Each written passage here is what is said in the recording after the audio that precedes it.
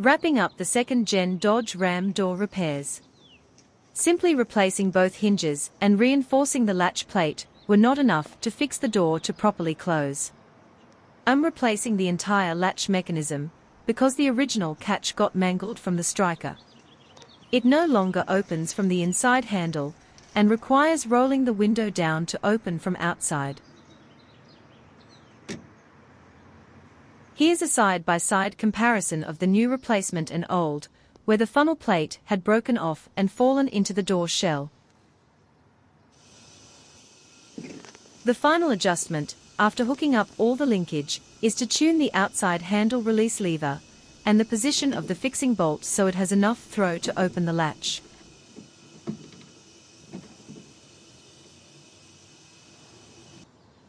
Finally, moment of truth, and the satisfaction of walloping the door like it owes me money.